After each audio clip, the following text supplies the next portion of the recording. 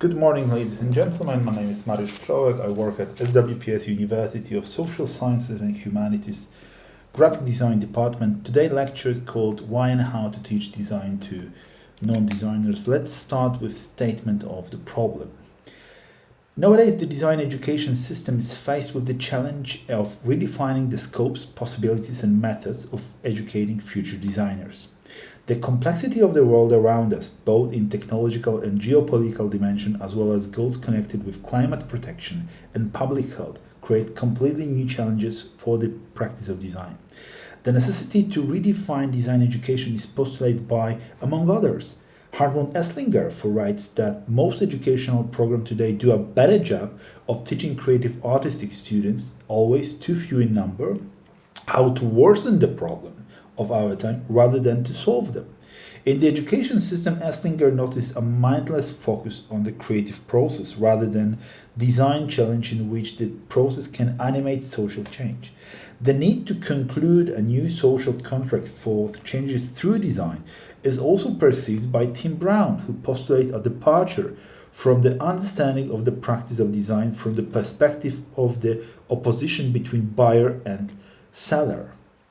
Brown points out that the education system itself requires a fundamental change, illustrating it with the example of the school, where the curriculum is a continuous experiment on an iterative design process, with the goal being the path itself. A distinctive, in critical sense, voice on the subject of design education is the project entitled Future of Design Education, initiated by the famous article by Donald Norman and Paul Kirchner, entitled The Teaching and Learning of Design. Norman and Kirchner observe a fundamental deficit in the education of designers in terms of their compatibility with the so-called the present day, its complexity and the challenges behind it. Moreover, the authors point out the lack of an interdisciplinary environment and of knowledge, competence and skills in the process of education future designers. The initiative Future of Design Education provide an open forum for the exchange of ideas and experience in the field of teaching design. Its aim is to make an effort to redesign design education. The very fact of the emergence of such an initiative allows drawing two conclusions. A first one, the design community noticed deficit in the education system, which is obvious. The second one, the design environment is self-reflective when it comes to trying to change through design. The theoretical framework for the project of the Future of Design Education is created by an article of Michael Meyer and Donald Norman, where the authors put forward two very important theses already in the introduction. First of all, the level of complexity of design practice is increasing, while design education in this area is not developing. Secondly, educational deficits of designers are mitigated by the broadly understood business, which in the long run has the possibility of replacing the education system, as will transpire below. George Frascara offers an interesting journalist and empirical perspective on design education. He conducts interviews with Richard Buchanan, Donald Norman, and Ezio Mancini, and the emerging picture of design seems to be similar to a situation where the education system took a break while the world moved on.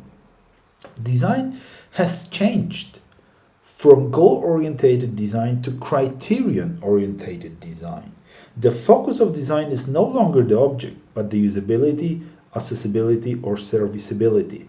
In design, the context of product, service, or communications become crucial. Contemporary design education should therefore focus on a holistic approach to design methodology, supplementing education with social, technical, economical, and environmental context. Focus on the skillful use of design tools will not prepare the designers for the challenges of the so-called present day. The scope of design education is perceived as much broader by Buchanan, according to whom it consists of communication in the sense of communication, competence, and creativity, in terms of its meaning and understanding, and ethics in the sense of awareness of the role of designers in design, as well as social and environmental responsibility.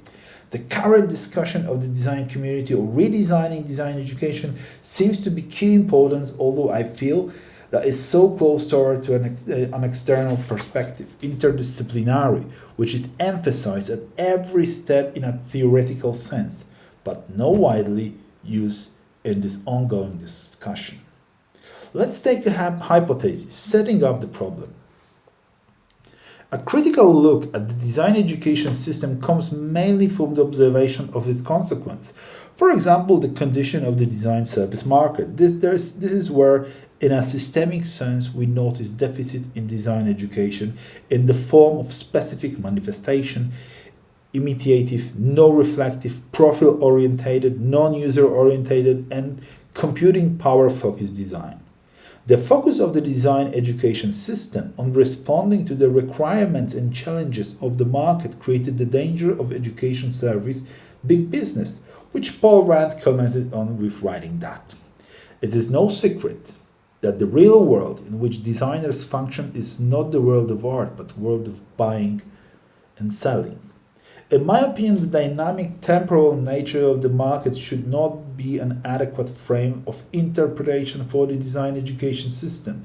On the contrary, the education system should stand in opposition to the market while at the same time providing creative tension against which progress reflection are born. In many cases, employers argue for skills with temporal relevance, says once Paul Rand. Teaching designs in learning to think critically, not to muse over the new application of design thinking in practice. Design thinking is bullshit, thundered Natasha Jen from the Pentagram Design Studio during one of the design conference. The subvertisan attitude of the design education system causes an understandable lack of market interest in education system. A system that mimics another system is not a system worth attention, one may say. In this situation, the market becomes autonomous. For example, the intra-market methods of education becomes internalized, which result in short perspective oriented and specific narrow specialization of education initiative. For example, Google University, LinkedIn Learning, and so on and so on. This very incarnation of business-oriented product, which are called business innovation, are for me a good example of how the design market breaks away from the design education system. You don't need design studies. What you need is a practice, is familiarization with the new tools, because in a moment they will be replaced by even newer ones. The question arises with why the design education system is not an attractive reference for the broadly understood market of design service. Craftsmen's guilds have used an intra-market system of training certification, granting diplomas and competency certifications since the 11th century. The process of creating guilds also gave rise to universities at that time, and several centuries later, higher education focused on the liberal arts was established. Interestingly, the education system dedicated to design, independent of the manufacturing production practice, has emerged quite late. At the beginning of the 19th century, state or private institutions founded design schools in the United Kingdom and later in the USA and Europe. The turn of the 19th and the 20th century is the time when numerous design schools flourish, the curriculum of which is not only able to follow the huge scale of social changes, but more importantly, often given direction to these changes. When one thinks of the dominance of modernism throughout the 20th century, one will see that it was the result of functionalism present in numerous schools or of rationalism. It is worth emphasizing that from rationalism, the key epistemologies for designing also include phenomenology and pragmatism. Perhaps it was misunderstood pragmatists that contribute to the fundamental change. Many current design education programs are focused on its extremely practical aspects, devoid of deeper reflection on the meaning of design for the society and civilization. The main thesis is that the design education system is the near future will cease to be any point of reference for the design market. which admittedly still drowns on the effects of the education process. For example, in the kinds of new jobs that are offered, but this is due to the still insufficient educational offer within its own structure. The lack of creativity tension between the design education system and the design service market leads to a reduction in the quality of both systems. Paradoxically, competitiveness might be the modus operandi of innovation in this case. In the model approach, the market of design service could look for inspiration resources in the education system as regards the reflective application of design practice, while in practice, the design education system, both in a formal and content-related sense, play a subvertivement role in relation to the market of design service. The latter performs only intra-system operation. It is a point of reference for itself, and thus becomes a self-sufficient system in acquiring resources to maintain. In a situation where the market is the leading reference for the design education system, innovation becomes only a market product, and the education system draws inspiration from it. In practice, it consists in maintaining a thoughtless race in generating new methods or tools that in the business narration are to contribute to the autonomy of bidders' design service, and in practice they contribute to extending the life of the product offered by a given company, which in turn translates into an increase in the cost of the service for the end user in the social role of consumer. From the point of view of the relation between the education system and the market, only the market can offer an adequate education component in the terms of the product, service, or tool that produce. Design education in its current shape becomes a necessary and overlay time-consuming component of building design career. Nevertheless, although the substantive condition of the design service market leaves much to be desired, the change is not necessary here. What we need to change is design education so that it could become an attractive resource of knowledge, competence and skills for the market, as the latter is mainly responsible for the so-called contemporary challenges in the form of socio-economic stratification, unsustainable development, desemantization of the entire construct and concept of communication, exclusion, and obviously expansive modernity. That's the problem. So let's talk about the roadmap for new design education.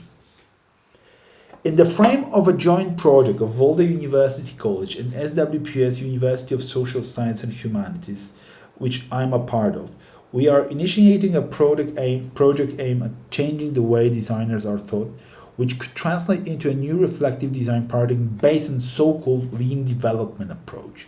What is needed is a study program that takes into account the issue of interdisciplinarity basing on the synthesis and scientifically grounded design doctrines. Human-centered design, participatory design, universal design, sustainable design, or environment-oriented design. In such an approach, interdisciplinary cannot be the spectacular subject of academic talks or lectures on design. It is necessary to enable the creation of the interdisciplinary environment of knowledge, competence, and skill. Such action is doomed to failure in design schools, mainly due to the function of design itself, which should be reduced to animation and moderation in an interdisciplinary environment.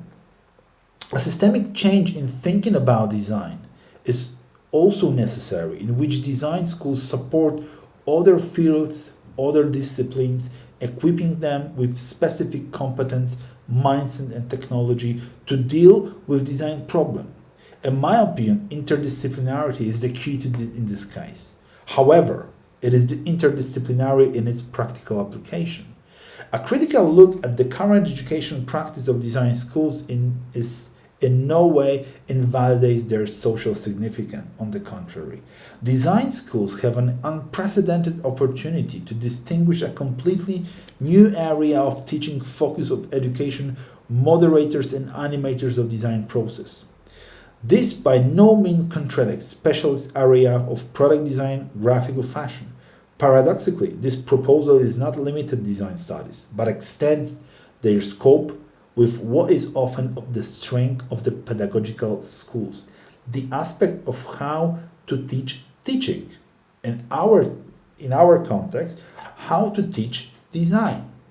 Developing design studies in non-design fields or disciplines might result in very serious scientific potential in the form of creating an environment of creative tension on the way to progress.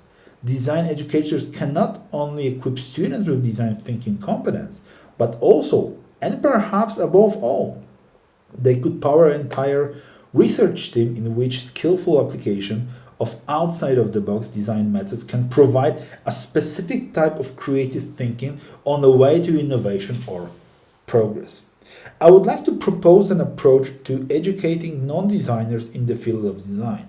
What I have in mind is creating a comprehensive teaching component in the form of reflective design model, in the center of which design doctrines are put focusing on the individual issues, like human-centered design, social one, like universal design, as well as environmental problems, like transformation design, in the format of, let's say, learning by doing. Such education would therefore be interdisciplinary process that can be used in any area of the market, taking into account its specificity and scope. To make this concept affordable and engaging to non-designers, I propose a form of an open teaching service based on a design thinking framework. Such an approach is configurable for various fields and ways of working and offers effective methodological, culture, and tool-related support in framing, defining, and solving problems. Design can be mastered once for all, but it can be learned by application. Design thinking, by definition, includes this context and prioritizes the social relations level by bringing various groups of stakeholders into the process. This approach is the foundation of many so-called design thinking short courses.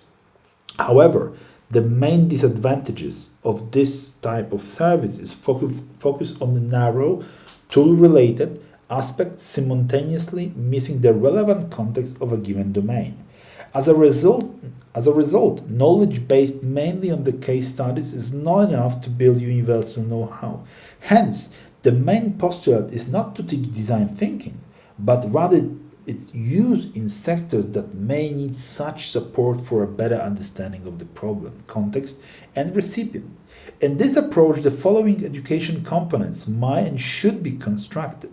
Let's say legal design, learning design, medical design, media design, whenever the basis of functioning and social relations and where the dynamic changes are everyday reality. It is possible to develop a relevant scope of education in a participatory and interdisciplinary way. We would like to propose the idea of teaching, the aim of which it is to deliver a relevant know-how to low design domain through a specific way of thinking about reality, let's say problem framing, defining and solving, social sensitivity, empathy and creative attitude, and observer's perspective, non-judgmental observation. It should be stressed, however, that it's not only knowledge of tools, but rather the competence of conscious and reflective usage of tools makes one a true designer. The first criterion in the development of a certain type of creativity, which is the key in design practice, mainly skillfully transport information to the cognitive field of the end user. This information cannot simply pass on, it must be negotiated, bearing in mind that the result of the negotiation is always the matter of an individual. To be more specific, first it is about being sensitive to a design problem. This is one of the few terms that design theorists agree on. The concept of a problem is the starting point for design practice in nearly every design doctrine. The design problem is the purpose of diagnosis, and the general goal of design is its efficient solution and provision of adequate implementation. To achieve this distinguishing between effects and causes seems to be a crucial competence. Only a proper diagnosis of the latter could lead to an accurate problem solution. Taking into account the social context and true participation based on work culture and the design process required to eliminate hierarchical structures of social relations and to involve the beneficiaries of change on a partnership basis. Finally, it is about sensitizing designers to the issue of solutions, which can be briefly described in Dieter Rams' word that good design means as little design as possible. The second criterion is paying attention to the atmospheric nature of communication, which is what Peter Drucker postulates as the most important characteristic of communication. What is important in communication is what has remained unsaid. For example, the point is not to call yourself a professional, but to prove it what you are saying. The atmospheric nature of communication can be explained as a sum of the communication situation, the communication scenario, and communication competence. The first two elements are enough to be recognized, but communication skills must be trained. The atmospheric nature of communication is used primarily in advertising to manipulate, for example, through discursive character of language and image, rhetoric and persuasion. As a consequence, the message is not given outright, but rather encoded between lines. In the case of design, work on the atmosphere allows for efficient building and management of communication, which in the context of reflective, socially orientated design is of fundamental importance regardless of whether we are talking about direct or mediated form of communication. And the third criteria, ability and competence to organize and manage iterative form of design process, both from the perspective of successive activities as well as social roles and resources necessary to efficiently carry out a given design task. In the systemic approach, the design process shows a self-referential structure, regardless of whether it is intentional or just a coincidence. In each end of the project, understood in terms of specific products, form the basis of the operationalization of subsequent project activities that start from the design problem. In the context of the third criterion, tool education is no less important, whose aim in fact is to develop the ability not so much to use specific design tools, but to understand the possibilities and limitations in the relation with a specialist in a given area. It no less important to achieve creative confidence, which allows searching for and creating non-obvious solutions through thinking outside the box. The combination of these criteria, for example, design sensitivity, awareness of the atmospheric nature of communication, and necessary skill of design process, allow for the adoption of a creative attitude in the context of challenge posed by a non-given field or discipline. A design educator is non-design environment is to provide a framework for activities in which innovation can be developed. In the conclusion, ladies and gentlemen, in the shown perspective, we see the possibility of creating university teaching components dedicated to specific disciplines. The same view is represented by Wszołek and Puchowska in accordance with legal design.